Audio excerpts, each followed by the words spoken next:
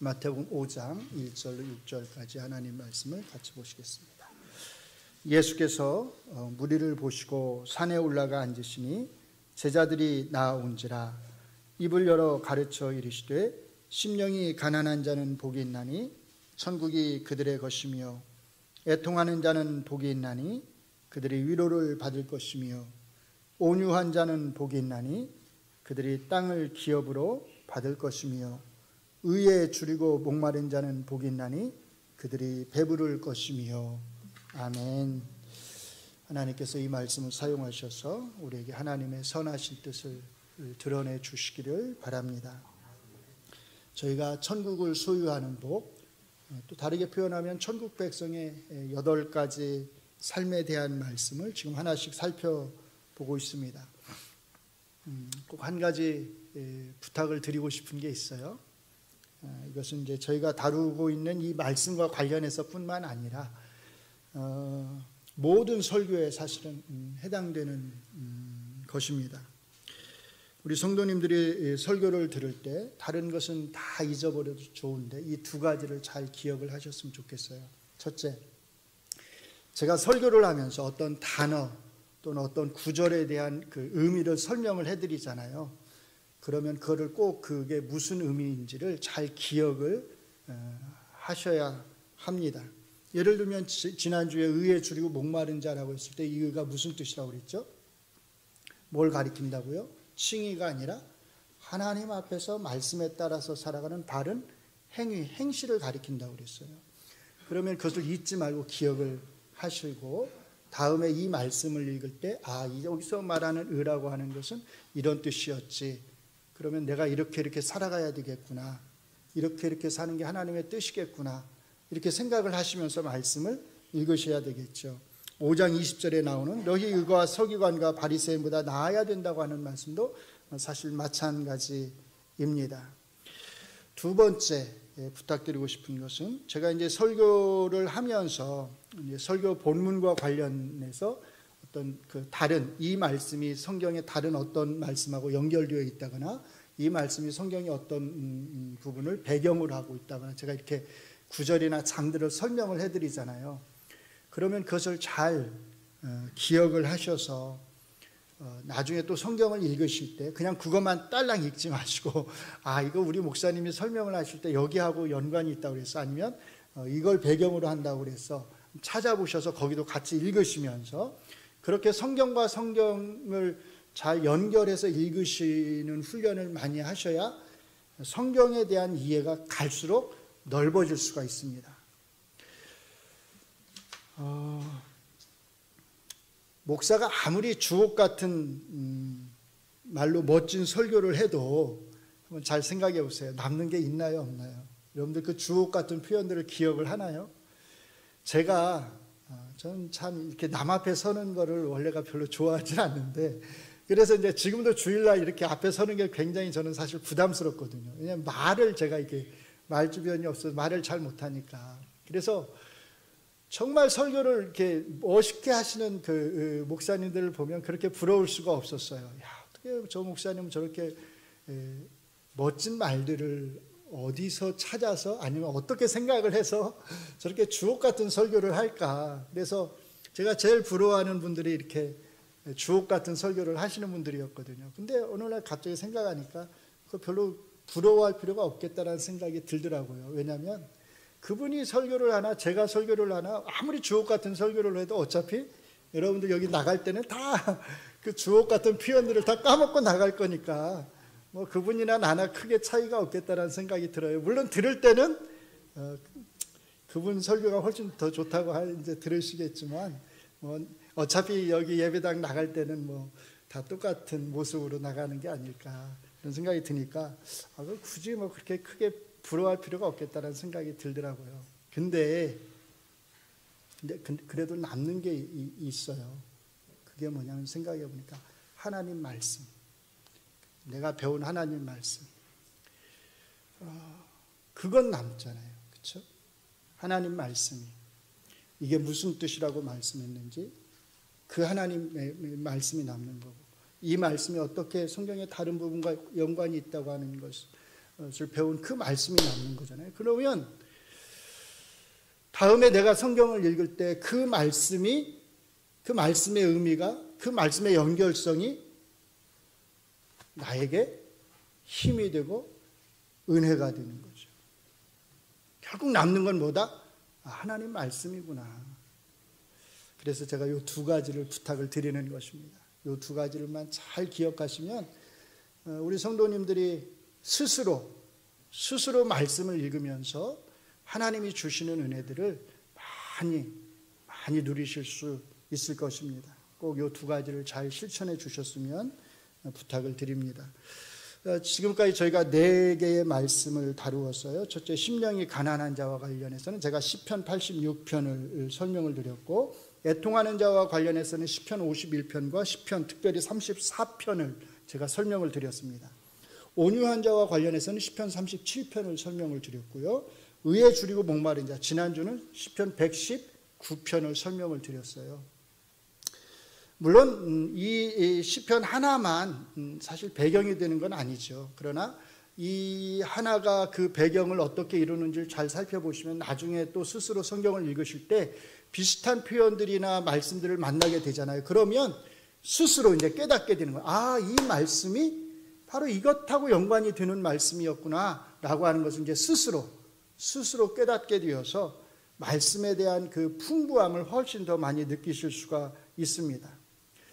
제가 오늘 한 번 더 의에 줄이고 목마른 자에 대해서 말씀을 드리려고 합니다. 물론 지난주에 이제 기본적인 것을 말씀을 드렸는데 이 말씀과 관련해서 조금 더 여러분들에게 알려드리고 싶은 것이 있어요. 저만 알기에는 너무 아까운 것이 있어서 한 번 더 말씀을 나누려고 합니다. 제일 먼저 알려드리고 싶은 게 뭐냐면 저희가 5장 6절을 좀 살펴보잖아요. 의에 줄이고 목마른 자에 대한 말씀을 살피고 있는데 여기 의가 뭐라고 그랬냐면 하나님 앞에서의 바른 행실이라고 그랬잖아요.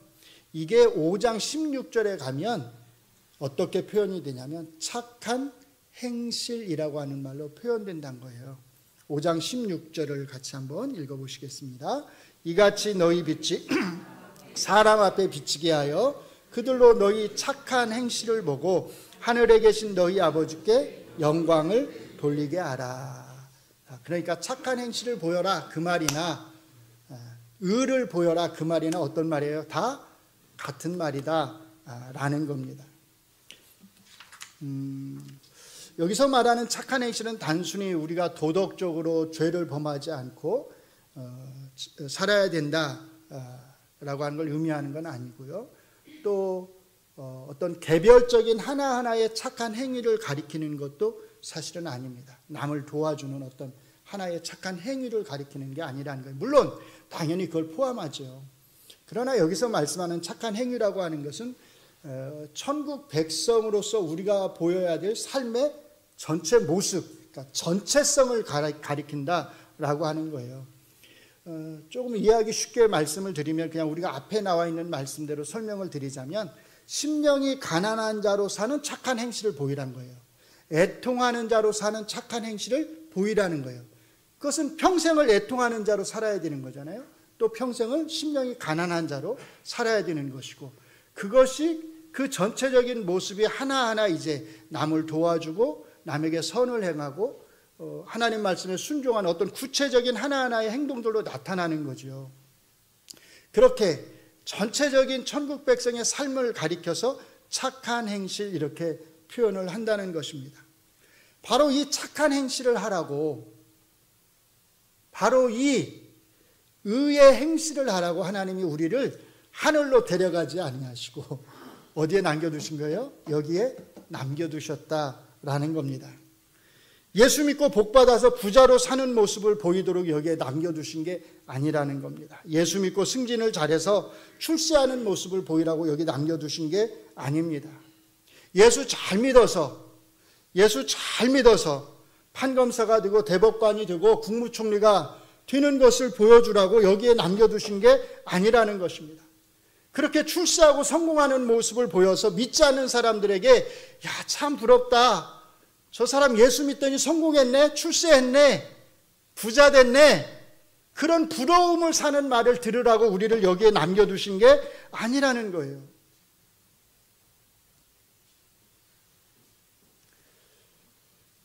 천국을 소유한 자가 살아가는 모습이 어떤지를 보여주라고, 착한 행실이 어떤 것인지를 보여주라고 우리를 이 땅에 두셨습니다. 예수 믿지 않아도 판검사 될 수 있잖아요. 그렇죠? 대법관 되고 국무총리 다 되잖아요. 어떻게 하면 되죠? 열심히 공부하면 됩니다. 열심히 공부하면 돼요. 대신에 조건이 있죠. 뭐가 좋아야 돼요? 머리가 좋아야 되죠. 머리 안 좋은데 열심히 공부한다고 다 그렇게 되는 건 아니잖아요. 제가 운동을 옛날에 굉장히 좋아했어요. 개인적인 얘기인데 축구를 너무너무 좋아해가지고 밥만 먹으면 밖에 나가서 논에서 공 차고 막 그랬어요. 제가 다른 건 몰라도 그래서 이제 공은 잘 찬다는 소리를 많이 들었어요. 근데 공 차다 보면 공을 잘 못 차는 친구들이 있잖아요. 근데 이 친구들은 매일매일 공을 차도요, 크게 늘지를 않아요. 왜? 뭐가 없으니까요? 기본 소질이 없으니까. 기본 소질이 없는데 매일 나와서 공 찬다고 그 친구가 손흥민처럼 될 수 있을까요? 사실 안 됩니다. 그래도 기본 소질이 있고 거기에 노력을 하고 해야 사실 손흥민처럼 되는 거죠. 꼭 예수님을 믿었기 때문에 출세하는 것은 아니라는 뜻입니다. 그런데 예수님이 말씀하시는 착한 행실을 보이는 것은, 의의 행실을 보이는 것은 꼭 예수님을 믿어야만 보일 수 있는 행실입니다. 심령이 가난한 자로 사는 행실, 애통하는 자로 사는 행실, 의에 줄이고 목마른 자로 사는 행실, 머리가 좋다고 이렇게 살 수 있을까요? 책을 많이 본다고, 공부를 열심히 한다고 이렇게 살 수 있을까요? 그렇게 살 수가 없습니다. 이런 삶의 모습은 예수님에 대한 믿음이 있어야 되고 예수님 앞에서의 신실함이 있어야만 이렇게 살 수 있는 것입니다. 이렇게 살라고, 이런 의를 보이라고 하나님이 우리를 여기에 두신 것입니다. 그리스도인들 중에 장관들이 많다고, 국회의원들이 많다고 자랑할 필요가 없습니다. 오히려 불안해 해야 합니다. 그리고 잘 감시해야 합니다. 그 사람들이 제대로 믿는 자의 모습을 보이지 않으면 하나님의 이름이 더럽혀지고 교회가 통째로 욕을 먹게 되잖아요. 그러니까 국회의원 중에 믿는 사람이 몇 명이다, 판검사 중에 믿는 사람이 몇 명이다, 이번에 국무총리 된 사람 보니까 믿는 사람이다, 그런 거 자랑할 필요가 없습니다. 오히려 그런 사람들이 정말로 믿는 사람답게 정치를 하고 행실을 하는지 그들을 잘 지켜보면서 기도해야 되고 잘 감시해야 합니다. 제발 겉으로 보이는 것을 우리가 속지 않았으면 합니다. 이제 우리 그리스도인들이 겉으로 드러나는 그런 화려한 것들, 성공 스토리들, 성공 이야기들, 그런 이야기들에서 눈을 돌려서 진짜로 성경이 말하는 스토리, 성경이 말하는 이야기, 누구 이야기예요? 심령이 가난한 자들의 이야기, 애통하는 자들의 이야기, 의에 줄이고 목마른 자들에 대한 이야기, 그 이야기들에 우리가 주목해야 합니다. 한 가지 질문을 드리겠습니다. 예수님이 말씀하시는 이 의 또는 착한 행실하고 반대되는 표현이 뭘까요? 의의 반대말이 뭘까요? 불의 뭐 그러지 말고 악, 그렇죠, 악, 그러네요. 악도 반대말이 될 수 있게 여기 산상수훈에서 표현을 찾으시면 예수님이 하신 말씀 가운데에서 의에 반대되는 말을 찾으시면 여기 한번 같이 한번 읽어보실래요? 같이 읽겠습니다. 시작. 내가 너희를 도무지 알지 못하니 불법을 행하는 자들아 내게서 떠나가라. 앞에서 예수님이 사용하신 착한 행실에 반대되는 말은 사실 불법입니다. 그러니까 불법이라고 하는 것은 문자 그대로 어떤 법을 어기는 것이라기보다는 하나님의 말씀, 하나님의 뜻대로 살아가지 않는 것, 사실 그게 불법입니다. 이 불법을 행하는 자들의 마지막 운명에 대해서 예수님께서 이렇게 말씀하셨어요. 26, 7절을 읽어드립니다. 나의 이 말을 듣고 행하지 아니하는 자는 그 집을 모래 위에 지은 어리석은 사람 같으리니 비가 내리고 창수가 나고 바람이 불어 그 집에 부딪힘에 무너져 그 무너짐이 심하니라. 요 27절의 요 표현을 잘 기억해 두시기 바랍니다. 왜냐하면 제가 두 번째로 말씀드리고 싶은 게 뭐냐면 이 거짓 선지자들에 대한 이 심판의 말씀 있잖아요. 27절의 말씀, 이 표현이 어디서 온 것인지를 사실은 설명을 좀 드리고 싶어서 그래요. 첫 번째는 두 군데를 보셔야 되는데, 첫 번째는 에스겔 13장입니다. 에스겔 13장을 우리가 다 볼 수 없으니까 나중에 꼭 집에 돌아가셔서 이 전체를 한번 잘 읽어보셨으면 좋겠어요.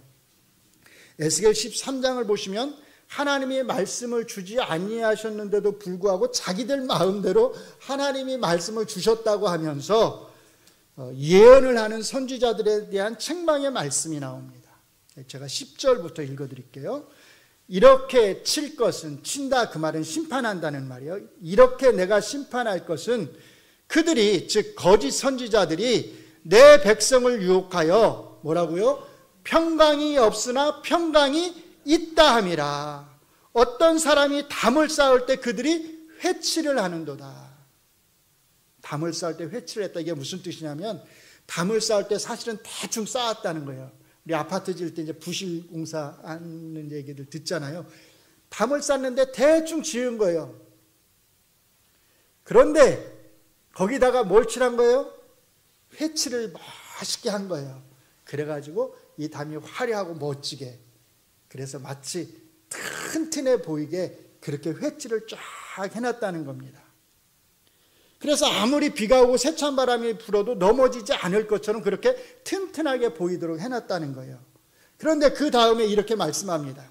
그러므로 너는 회칠하는 자에게 이르기를 그것이 무너지리라. 폭우가 내리면 큰 우박덩이가 떨어지며 폭풍이 몰아치리니 그 담이 무너진즉 어떤 사람이 너희에게 말하기를 그것에 칠한 회가 어디 있느냐 하지 아니하겠느냐. 그러므로 나 주 여호와가 말하노라. 내가 분노하여 폭풍을 퍼붓고 내가 진노하여 폭우를 내리고 분노하여 큰 우박덩이로 무너뜨리리라. 회칠한 담을 내가 이렇게 허물어서 땅에 넘어뜨리고 그 기초를 드러낼 것이라. 담이 무너진즉 너희가 그 가운데서 망하리니 나를 여호와인 줄 알리라. 이와 같이 내가 내 눈을 담과 회칠한 자에게 모두 이루고 또 너희에게 말하기를 담도 없어지고 칠한 자들도 없어졌다 하리니 이들은 예루살렘에 대하여 예언하기를 뭐라고요?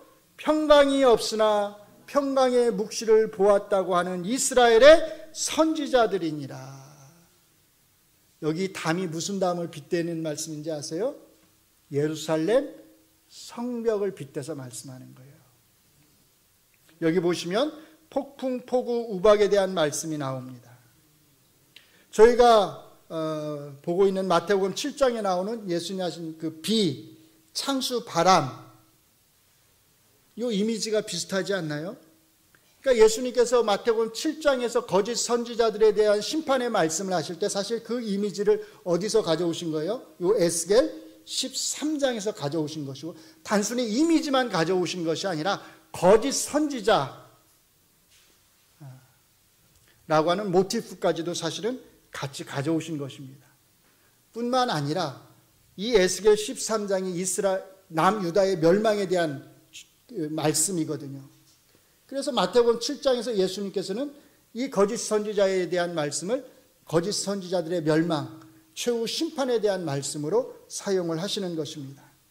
이 거짓 선지자들의 특징은 하나님이 주지 않으신 거짓 예언을 한다는 것입니다. 예언이라고 하는 것이 사실 다른 게 아닙니다. 사람들에게 듣기 좋은 말을 하는 거예요. 사람들이 듣고 싶어하는 말을 해주는 것입니다. 걱정하지 마라, 염려하지 마라, 이 예루살렘 성 담벼락은 아주 튼튼하다는 거예요. 하나님이 지켜주실 것이기 때문에 평안하게 지내도 좋다, 마음 놓고 지내도 좋다라고 말을 하는 것입니다. 그런데 이때가 어느 때인지 아시나요? 예루살렘이 멸망하기 불과 5년 전입니다. 에스겔 선지자는 예루살렘이 멸망하기 10년 전에 사실 바벨론으로 포로로 끌려갔습니다. 그러니까 바벨론에서 지금 한 5년 정도 생활을 한 거예요. 5년 후의 일을 예언을 하는 것입니다. 이 시대는 남유다의 마지막 왕이었던 히스기야 왕 시대입니다. 두 번에 걸친 바벨론의 침략으로 인해서 성전의 기물들은 전부 다 바벨론으로 옮겨졌습니다. 시드기야 왕 바로 앞에 왕 누구죠? 여호야긴. 여호야긴 왕은 3개월 통치하고 포로로 끌려서 바벨론에 갔습니다. 이 왕과 함께 남유다에 있는 똑똑한 사람들, 그리고 기술자들, 좋은 기술을 가진 사람들은 전부 다 포로로 끌려서 바벨론으로 옮겨갔습니다. 그러니 사람들이 얼마나 불안에 떨었겠습니까? 이러다 나라 망하는 거 아니야? 우리가 하나님의 백성인데, 하나님의 택하신 백성인데 이러다 우리 망하는 거 아니야? 사람들이 불안에 떨던 시기였습니다. 바로 그들을 향해서 거짓 선지자들이 이들을 안심시키기 위해서 거짓말을 하는 거예요. 평안하다, 평안하다, 평안하다. 하나님께서 평안하다고 말씀을 하셨다는 겁니다. 또 한 곳이 있습니다. 예레미야서입니다. 예레미야서에 보시면 이렇게 백성들에게 거짓 평강을 예언하는 선지자의 이름이 나옵니다. 하나냐 선지자입니다. 그는 백성들에게 이렇게 예언을 했습니다. 예레미야 28장 3절과 4절을 읽어드립니다. 내가 바벨론의 왕 느부갓네살이 이곳에서 빼앗아 바벨론으로 옮겨간 여호와의 성전 모든 기구를 2년 안에 다시 이곳으로 되돌려 오리라. 내가 또 유다의 왕 여호야김의 아들 여고니야와 바벨론으로 간 유다 모든 포로를 다시 이곳으로 돌아오게 하리니 이는 내가 바벨론의 왕의 멍에를 꺾을 것임이라. 누가 한 예언이에요? 하나냐 선지자가. 크게 두 가지 메시지죠. 하나는 2년 안에 바벨론으로 옮겨간 모든 예루살렘 성전의 기물들을 다시 옮겨올 것이다. 두 번째는요, 바벨론으로 끌려간 여고니야가 누구냐면 여호야긴이에요. 3개월 통치하고 끌려간 왕. 그 왕도 다시 유다의 포로들과 함께 예루살렘으로 돌아올 것이다. 이 말의 핵심이 뭐냐면 남유다가 망하지 않으리라는 겁니다. 이 나라가 망하지 않을 거니까 걱정하지 말라는 겁니다. 여호와께서 이 남유다를 지켜주셔서 이 남유다 땅에 우리 가운데 다시 평강을 주실 것이다 라는 뜻입니다. 좋은 이야기죠. 백성들이 듣고 싶어하던 이야기입니다. 예레미야 선지자라고 이런 평화를 원하지 않았을까요? 중요한 것은 백성들이 듣고 싶어하는 게 무엇이냐가 아니라 여호와의 뜻이 어디에 있느냐입니다. 그래서 예레미야 선지자가 이 하나냐 선지자와 그 성전에 모여있는 백성들을 향해서 이렇게 답을 합니다. 28장 6절입니다. 선지자 예레미야가 말하니라 아멘, 아멘. 여호와는 이같이 하옵소서. 하나냐 선지자가 말한 대로 하길 원한다는 겁니다. 여호와께서 내가 하나냐 선지자 내가 예언한 대로 이루사 여호와의 성전 기구와 모든 포로를 바벨론에서 이곳으로 되돌려 오시기를 원하노라. 그러니까 예레미야 선지자도 하나냐 선지자의 말대로 되었으면 좋겠다는 겁니다. 당연하죠. 그리고 그런데 이렇게 덧붙입니다. 그러나 너는 내가 내 귀와, 즉 하나냐 너의 귀와 모든 백성의 귀에 이르는 이 말을 잘 들으라. 나와 너 이전의 선지자들이 예로부터 많은 땅들과 큰 나라들에 대하여 전쟁과 재앙과 전염병을 예언하였느니라. 평화를 예언하는 선지자는 그 예언자의 말이 응한 후에야 그가 진실로 여호와께서 보내신 선지자로 인정받게 되리라. 평화를 예언한 그 예언이 이루어지지 않으리라는 뜻입니다. 불법에 줄이고 목마른 자들이 있습니다. 이들에게는 사람들이 부러워할 만한 것이 있습니다. 사람들의 관심을 끌 만한 것들이 있습니다. 이들은 사람들이 원하는 것을 해줍니다. 병을 고쳐주고 귀신을 쫓아내주고 놀라운 일들을 행합니다. 무엇보다 이들은 사람들이 원하는 말을 해줍니다. 사람들이 듣고 싶어하는 말을 해줍니다. 모든 것이 잘 될 것이라고, 염려하지 말라고, 하나님이 책임져 주실 것이라고 말합니다. 우리에게 성전이 있는 한 우리는 망하지 않으리라고 말합니다. 어디서 많이 듣던 목소리가 아닌가요? 예수 믿으면 잘 된다. 예수 믿으면 잘 될 수밖에 없다. 예수 믿어도 잘못된다면 그것은 왜 그래요? 예수를 잘못 믿었기 때문이다. 사랑하는 자여, 내 영혼이 잘됨 같이 내가 범사에 잘되고 강건하기를 내가 간구하노라. 하나님이 주신 세 가지 복이 있다고 말합니다. 첫째, 영혼이 잘되는 복입니다. 둘째, 범사의 모든 일들이 다 잘되는 복입니다. 셋째는요, 건강의 복입니다. 예수 믿으면 이 세 가지 복이 주어진다고 말합니다. 그럴듯하지 않나요? 얼마나 좋은 말인가요? 우리 모두가 다 듣고 싶어하는 말이 아닌가요? 많은 사람들이 새해가 되면 저 추운 바닷가에 가서 그 추운 새벽에 해를 바라보면서 이런 복을 빌지 않나요? 많은 사람들이, 또 다른 많은 사람들이 절에 가서 부처상 앞에서 이런 복을 빌지 않나요? 그러면 그리스도인으로서 우리가 받고 싶어하는 복과 이 사람들이 받고 싶어하는 복 사이에 어떤 차이가 있나요? 차이가 있을까요? 예나 지금이나 마찬가지입니다.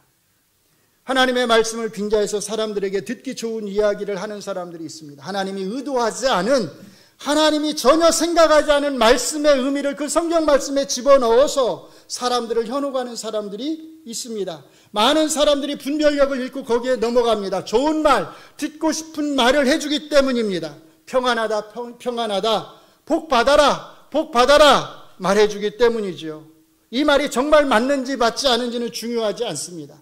성경이 손에 있지만 이 성경 말씀에 비추어서 그 말이 맞고 틀리는지를 전혀 검토하지 않습니다. 그냥 많은 사람들이 다 거기로 몰려가니까 이게 좁은 문인가 보다 라고 생각하고 확인도 하지 않은 채 그냥 거기 가서 앉아 있습니다. 사랑하는 성도 여러분, 목사는 선동자가 아닙니다. 목사는 성도들을 부추겨서 이리저리 몰고 다니는 사람이 아닙니다. 목사는 하나님이 성경에 기록해 주신 그 말씀을 있는 그대로 전하고 성도들이 그대로 행하도록 이끄는 자입니다. 성경에 나와 있지 않은 복에 대한 말씀을 해서는 안 됩니다. 하나님이 하지 않은 약속, 복에 대한 약속을 해서도 안 됩니다. 하나님이 말씀하지 않은 평강에 대해서도 말을 해서는 안 되지요. 아무리 사람들이 듣고 싶어 해도 목사는 그렇게 해줄 수가 없습니다. 해서도 안 되고요. 한국교회가 큰 복을 받아서 이렇게 급성장했다고 말합니다. 한국교회가 어떤 분들은 제2의 이스라엘이 되었다고 말을 합니다. 듣기 좋은 말이죠. 그런데 정말 그런지는 잘 확신이 들지를 않습니다. 특별히 요즘 일어나고 있는 이 한국교회의 상황을 보면 더더욱 그렇습니다. 한국교회 공동체 안에 허수가 얼마나 많은지, 허수란 말 아시죠? 허수가 얼마나 많은지 사실 우리 스스로가 잘 알고 있지 않나요? 우리 교회 공동체라고 거기서 예외가 될 수 있을까요? 한국교회가 정말로 제대로 된 복에 대해서 가르쳤다면 이렇게 빠른 시간 안에, 빠른 시일 안에 이렇게 큰 성장을 이루게 되었을까요? 아마 그러지 못했을 것입니다. 한국교회가 이 교회의 문턱을 높여서 새신자 교육을 철저하게 시키고 신앙인으로 산다고 하는 것이 무엇인지를 정말로 바르게 가르치고 그렇게 해서 바르게 세례를 베풀고 그렇게 했다면 지구와 같은 이런 큰 성장을 이루지 못했을 것입니다. 그러나 그렇게 했다면 오늘날 교회가 이렇게까지 사회적 지탄의 대상이 되지는 않았을 것입니다.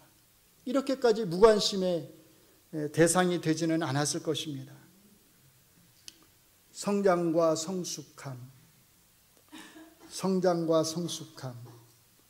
교회 공동체가 추구해야 할 두 마리 토끼일까요? 여러분들은 어떻게 생각을 하시나요? 1번, 둘 다 추구해야 된다. 2번, 성장을 추구해야 된다. 3번, 성숙을 추구해야 된다. 욕심 같아서는 1번을 추구하고 싶죠. 여러분도 저도 같은 마음일 것입니다. 예수님은 교회 공동체의 문턱에 대한 기준을 아주 분명하게 말씀해 주셨습니다. 마태복음 28장 19절 20절을 읽어드립니다. 그러므로 너희는 가서 모든 민족을 제자로 삼아 아버지와 아들과 성령의 이름으로 세례를 베풀고 내가 너희에게 분부한 모든 것을 가르쳐 지키게 하라. 볼지어다 내가 세상 끝날까지 너희와 항상 함께 있으리라. 가르쳐 지키게 하라. 가르쳐서 지키게 하라.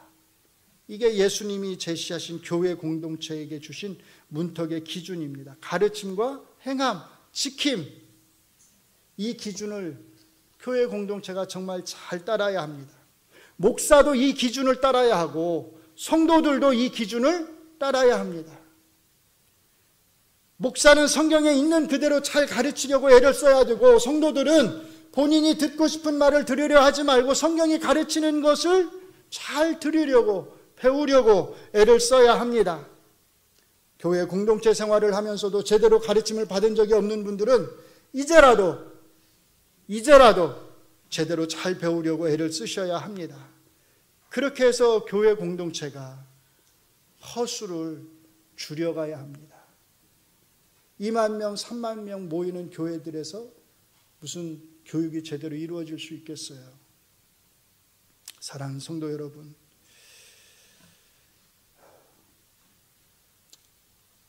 가르침과 행함, 지킴, 바로 그것이 우리 교회 공동체가 사는 길입니다. 바른 행실을 절대로 무시하시면 안 됩니다.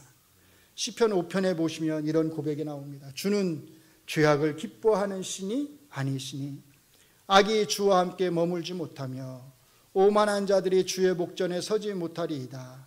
주는 모든 행악자를 미워하시며 거짓말하는 자들을 멸망시키리이다. 여호와께서는 피 흘리기를 즐기는 자와 속이는 자를 싫어하시나이다. 바로 앞에 시편 4편 2절에서 이렇게 말씀합니다. 인생들아, 어느 때까지 나의 영광을 바꾸어 욕되게 하며 헛된 일을 좋아하고 거짓을 구하려는가? 우리를 향한 말씀으로 들리지 않나요? 인생들아, 어느 때까지 나의 영광을 바꾸어서 욕되게 하며 헛된 일을 좋아하고 거짓을 구하려는가? 그리고 이어서 또 이렇게 말씀합니다. 너희는 떨며 범죄하지 말지어다. 자리에 누워 심중에 말하고 잠잠할지어다. 의의 제사를 드리고 여호와를 의지할지어다. 의의 제사, 그게 뭘까요? 바른 행실의 제사를 드리라는 겁니다. 말씀에 따라서 살아가는 하나님이 기뻐하시는 바른 행위의 제사를 드리라는 겁니다. 재물만 가져오지 말고, 내 마당만 더럽히지 말고 바른 행실의 제사를 드리라는 겁니다. 구약의 성도든 신약의 성도든 그 행위의 기준은 하나님의 말씀입니다. 그리고 이 말씀에 합당하게 행하는 것이 의이고, 그렇지 않은 것이 곧 불법입니다. 사랑하는 성도 여러분, 말씀으로 돌아가셔서 흥분을 가라앉히고 마음을 가라앉히고 여러분 스스로 하나님이 무엇이라고 말씀하시는지를, 어떻게 살라고 말씀하시는지를 한번 잘 귀 기울여 보시기 바랍니다. 그래야 여러분에게 바른 말씀에 대한 분별력이 생깁니다. 하나님이 여러분 모두의 손에 성경을 주셨습니다. 왜 주셨을까요? 여러 가지 이유가 있겠지만 여러분 스스로 성경을 잘 읽고 분별하라고 주신 게 아닐까요? 거짓 평안을 전하고 거짓 복을 전하고 거짓 성장을 전하는 그런 목사들의 말에 넘어가지 말라고 잘 분별하라고 주신 게 아닐까요? 그들을 잘 분별해서 그들을 향해서 시편 기자처럼 이렇게 외치시기 바랍니다. 시편 6편 8절의 말씀을 같이 읽습니다. 악을 행하는 자, 다시 읽습니다. 시작. 악을 행하는 너희는 다 나를 떠나라. 눈치채셨나요 혹시? 이 말씀 누가 하신 말씀이죠? 예수님이 하셨잖아요. 불법을 행하는 자들아 다 내게서 떠나라. 예수님이 말씀하신 이 말씀이 어디서 온 거예요? 시편 6편 8절에서 온 것이란 거예요. 요거 알려드리려고 세 번째 여러분들에게 알려드리고 싶은 말씀입니다. 집에 돌아가셔서 불법을 행하는 자들아 내게서 떠나라고 하신 이 예수님의 말씀에 비추어서 제가 아까 읽어드렸던 말씀들 시편 4편, 5편, 6편 이 말씀들을 한번 꼭 읽어보시기 바랍니다. 그리고 의에 줄이고 목마른 자는 복이 있나니 저희가 배부를 것이미요 라고 하는 이 말씀을 아까 읽으신 말씀들에 비추어서 한번 깊이 묵상해 보시기 바랍니다. 그리고 하나님이 정말로 우리에게 어떻게 살아가기를 원하시는지 한번 스스로 답을 내려보시기 바랍니다. 기도하겠습니다. 하나님, 우리가 의에 줄이고 목마른 자로 살기를 원합니다. 우리의 평생의 삶이 그런 삶이 되기를 원합니다. 눈에 보이는 겉으로 드러나는 화려한 것들, 멋진 것들, 남들이 부러워하는 것들을 우리가 추구하지 않게 하시고 정말로 하나님의 말씀 안에서 하나님이 우리에게 들려주시는 그 하나님의 말씀에 순종하며 그렇게 하나님의 백성답게 살아갈 수 있도록 은혜를 내려 주시옵소서. 우리 안에 계시는 주의 성령께서 우리로 하여금 그렇게 살 수 있도록 이끌어 주실 줄로 믿사오며 예수님 이름으로 기도합니다. 아멘.